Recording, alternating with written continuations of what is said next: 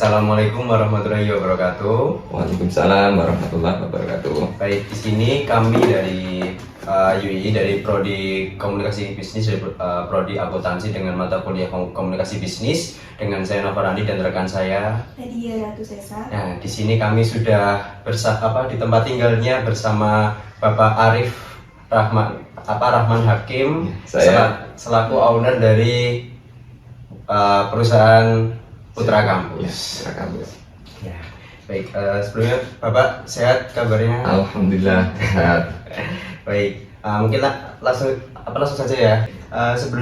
Sebelumnya Bapak ini kan mendirikan sebuah perusahaan ya Pak, bernama Putra Kampus, Putra Belia. Nah ini sebenarnya tuh kenapa sih Pak mendirikan perusahaan ini, dengan apa sih sejarahnya, kenapa kok mendirikan perusahaan itu? Baik, terima kasih sebelumnya. Boleh kenalan ya, saya juga alumni WI loh. Tapi angkatan tua. Jadi gini, nama Putra Kampus mungkin terinspirasi dari Mirota Kampus atau sesuatu yang memang melekat dengan predikat Jogja yang menjadi kota mahasiswa atau kota pelajar atau kota pendidikan.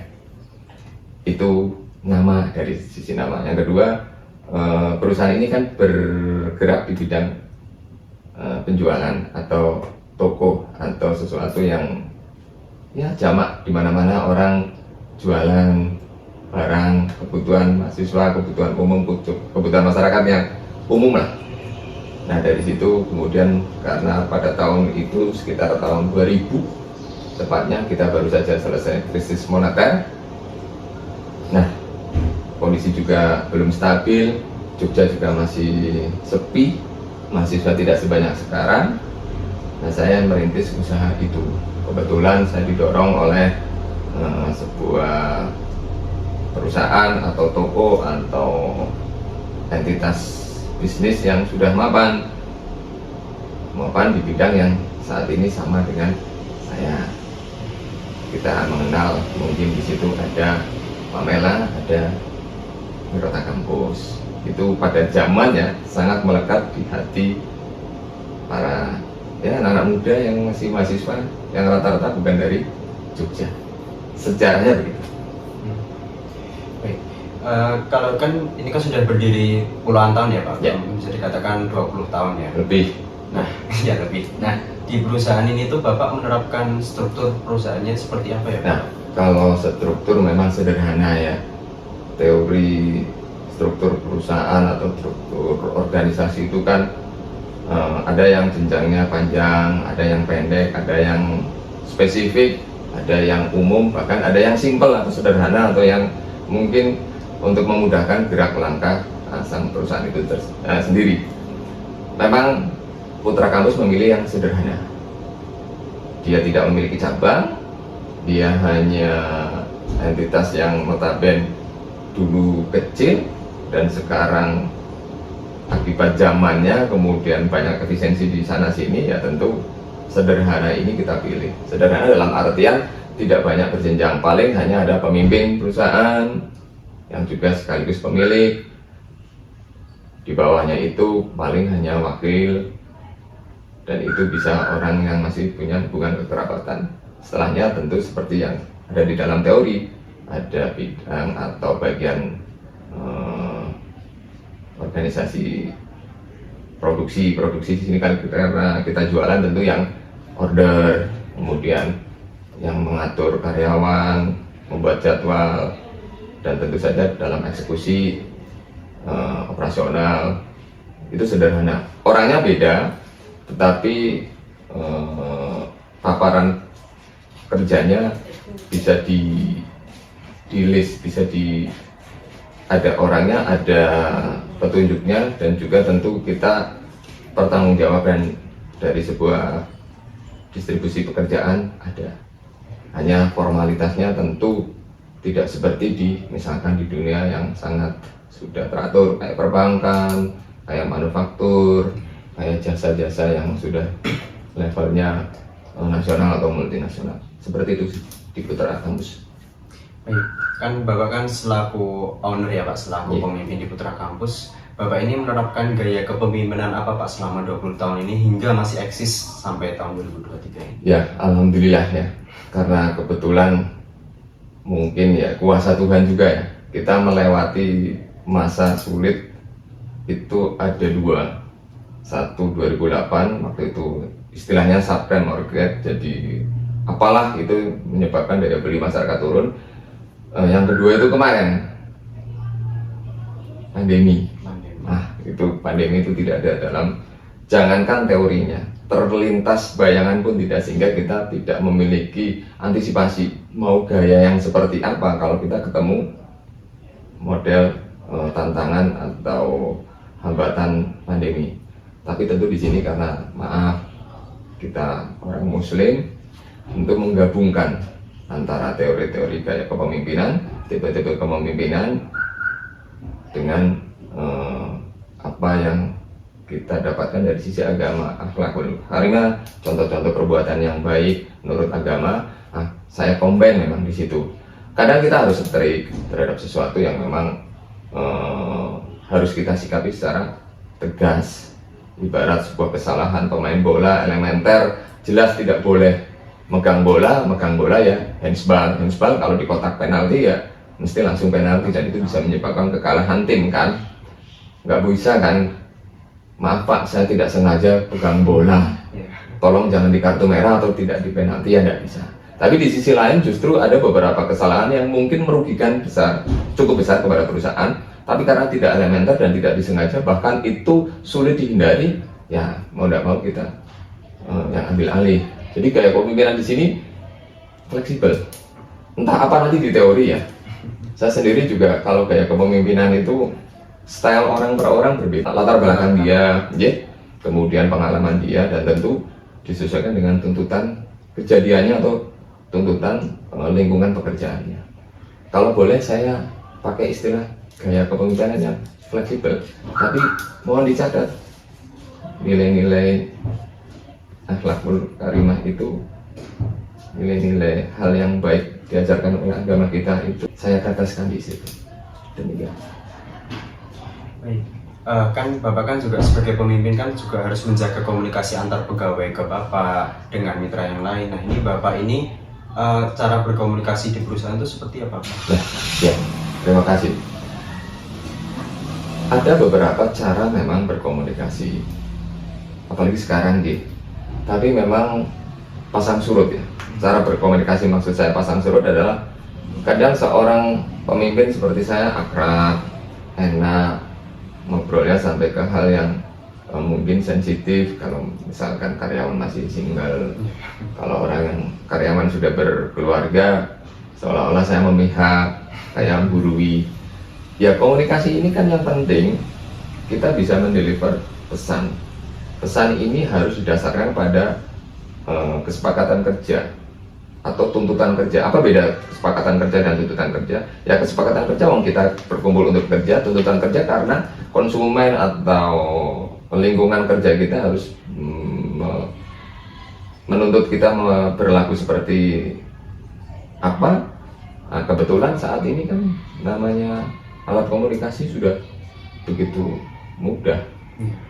Kalau dulu zaman-zaman tahun 2000 sampai 2008, waktu itu juga medsos masih jarang, kecuali apa? Email gitu ya. Email, Facebook. Ya, Facebook 2008 belum.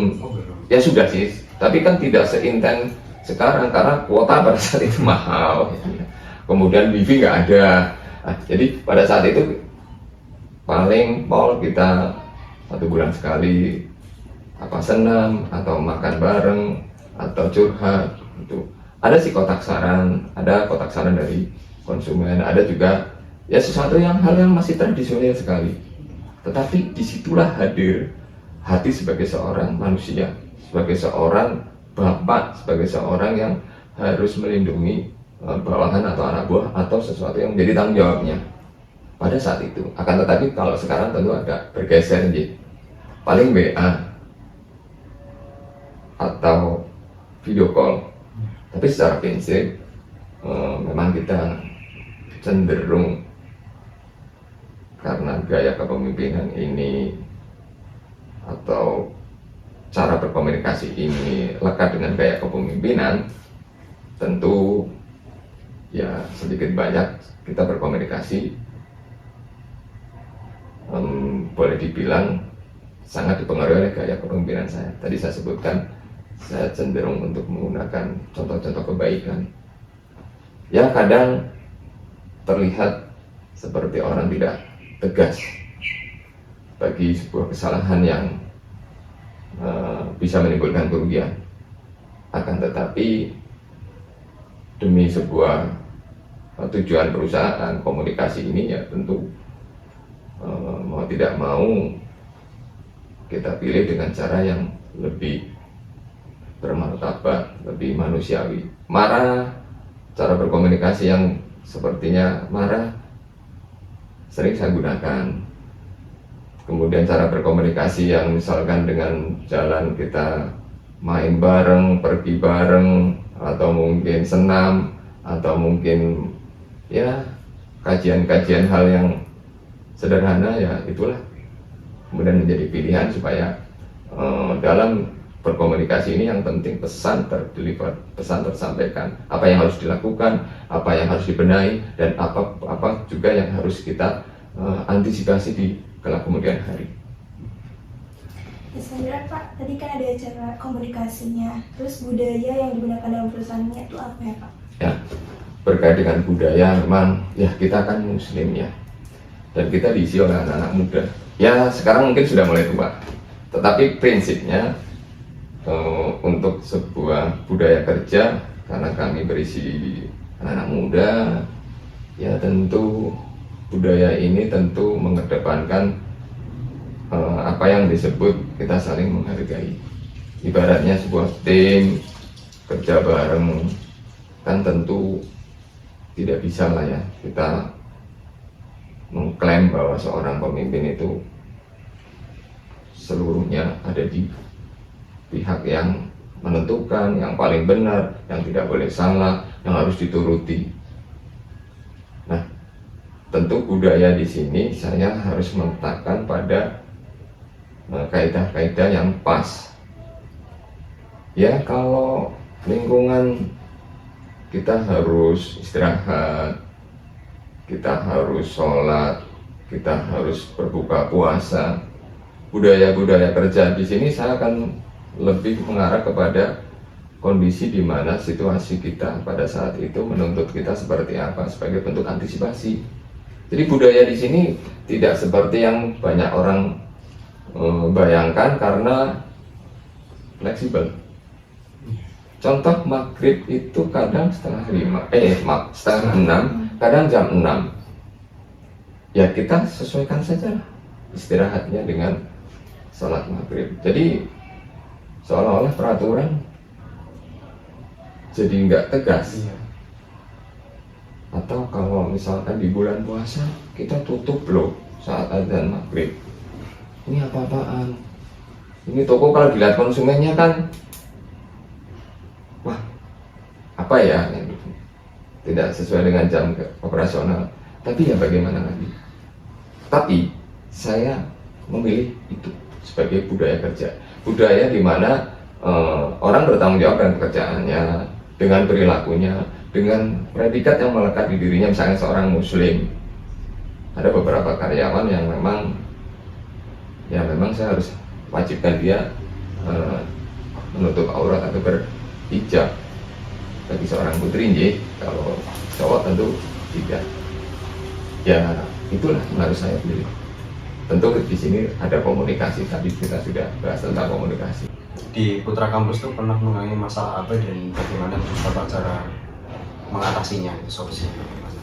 Ya, kalau masalah yang paling sering terjadi itu kan dalam sebuah perusahaan, khusus di perdagangan, itu kan naik turunnya harga. Satu, yang kedua masalah berapa jumlah stok yang harus dipegang, karena terkait dengan barang ini kan misalkan ada expirednya. Jadi sebetulnya masalah manajerial umum di mana-mana juga seperti itu, masalah orang jualan itu produk makanan misal kita sebut, pasti selalu dihadapkan pada perubahan harga. Yang kedua, ini barang ketemu expired date-nya kapan atau ketemu kadaluarsanya kapan. Kan dari tadi penjelasan Bapak, dari latar belakang Bapak mendirikan suatu perusahaan ini bernama Putra Kampus yang sekarang sudah memiliki yang lainnya juga, dengan Bapak sudah memimpin perusahaan ini sebagai status mahasiswa yang masih eksis hingga saat ini. Apa sih pesan Bapak yang bisa kami gunakan untuk kami sebagai mahasiswa baru untuk mendirikan suatu perusahaan? Baik, bagus sekali. Saya pikir memang mahasiswa sekarang atau siapapun ya, anak-anak muda, perlu 3 hal, minimal bagi saya 3 hal untuk bisa nanti memenuhi tuntutan zamannya. Karena kan kita tidak pernah tahu akan ada perubahan yang seperti apa lagi. Dulu tidak ada komunikasi yang semudah dan semurah saat ini. Satu, tekad dan mental. Tekad itu Anda meniatkan, mental itu akan Anda gunakan ketika nanti menghadapi tantangan perwujudan atau manifestasi atau mengejawantah niat atau tekad Anda. Nah, yang kedua, ini memang menjadi problematik karena mahasiswa sekarang saya dengar-dengar dibatasi oleh masa studi. Saya membayangkan, saya saja masa studi tidak seperti mahasiswa sekarang. Saya melihat ketika saya selesai kuliah, saya terjun ke lapangan, wah ini ada hal baru, ada gap. Saya kesulitan sekali untuk bisa mendekatkan itu. Akan tetapi tentu tantangan ini bisalah disikapi bagaimanapun juga. Ada banyak hal yang bisa dilakukan oleh mahasiswa sekarang, utamanya adanya bantuan teknologi informasi.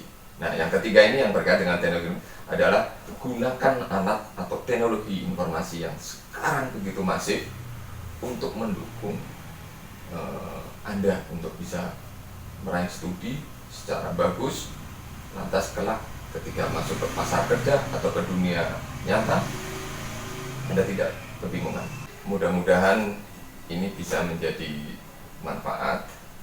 Jadi dengan adanya pertemuan ini, saya merasa insya Allah ini kan hal baik ya. Saya sendiri yang waktu kuliah lama, kemudian maksudnya tidak dibatasi masa kuliah, kemudian saya lulus, saya bekerja saja, saya merasa ada gap. Nah, dengan kita bertemu hari ini, tentu ini adalah hal yang baik, sangat baik. Kita harus berterima kasih kepada mata kuliah atau silabus atau kepada pihak fakultas atau jurusan, bisa ada media, ada cara untuk bisa kita berkomunikasi, tataran keilmuan dengan teorinya dan tataran pelaksanaan dengan lingkungannya. Saya dulu begitu lulus juga masih ngegap. Nah, dengan seperti ini tentu banyak manfaat yang bisa kita ambil. Bagaimanapun juga ini kan hal baik, cara-cara yang digunakan oleh Fakultas Ekonomi UI dalam hal ini jurusan akuntansi untuk bisa mengkolaborasi, untuk bisa menggali, untuk bisa mendekatkan teori dengan prakteknya.